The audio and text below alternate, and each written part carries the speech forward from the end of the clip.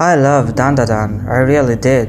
The kinetic art, the genre-bending paneling, the eccentric cast, it felt like the next generation of shonen excellence, but lately, it feels like the series had hit a wall.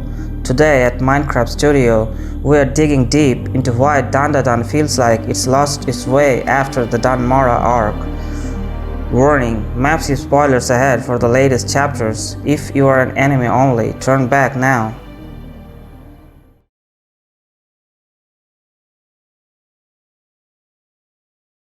The pivotal point of the manga came in chapter 159. Okarun finally confessed. It broke traditional shonen rules by having a main character confess before the series ended. That was supposed to be the catalyst for a new mature phase.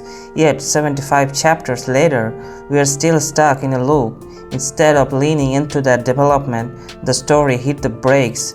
First, the mini Momo arc that sidelined her agency, then came the Amnesia trope, the ultimate narrative speed breaker.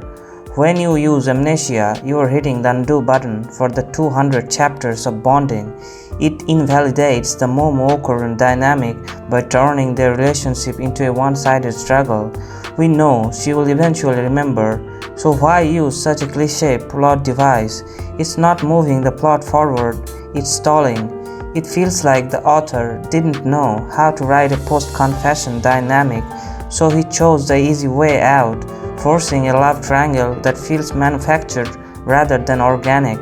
It's frustrating because we know the characters and the author are capable of so much more.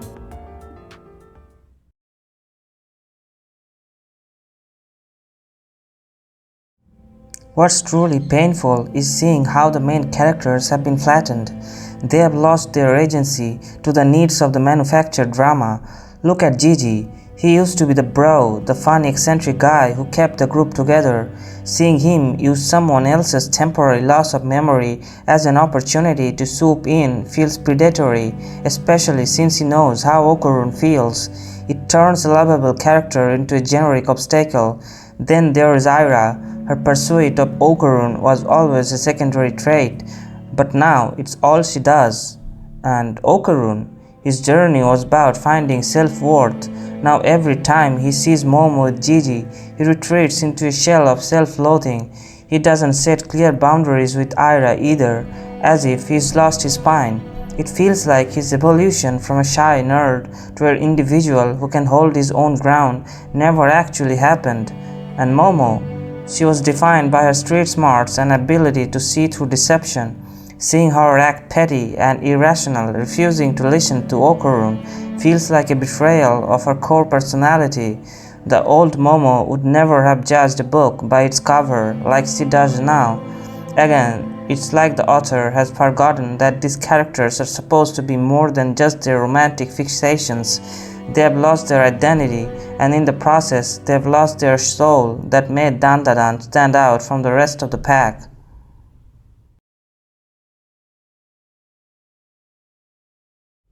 Finally, we have to address the elephant in the room, the current pacing of the manga. Dandadan used to be a high-octane, punchy experience. Now it feels like filler. Random fights occur, like Seiko versus the Ox, the airplane shark attack, the ninja frog, the Jackwisp gang versus Hanako. Even though they are technically impressive, they don't drive the plot forward. They feel like a treadmill, lots of movement, but we're standing in the same place. But the bigger issue is the cast bloat. We are being bombarded with too many side characters, Rin, Koki, Zuma, and others, that the story simply doesn't have the space to flesh out. Because the author keeps introducing new faces, there's no room for anyone to actually grow. We're asked to care about the new power users, but they end up feeling like temporary plot devices rather than living, breathing characters. The story is trying so hard to be random that it's neglecting like 50 plus unresolved plot points. We're getting progress in one chapter only to take 3 steps back in the next. The manga that started as an acid trip now starting to lose its rhythm because it's trying to juggle 100 balls at once instead of focusing on the ones that actually matter.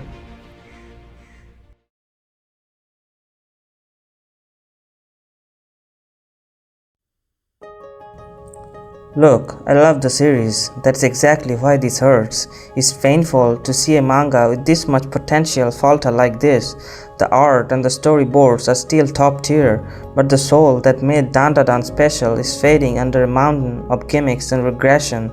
Is the series just in a rough patch, or has the writing fundamentally changed? Let me know your take in the comments. Do you agree, or am I missing something? If you enjoyed this deep dive, make sure to like and subscribe for more content. Until next time, take care.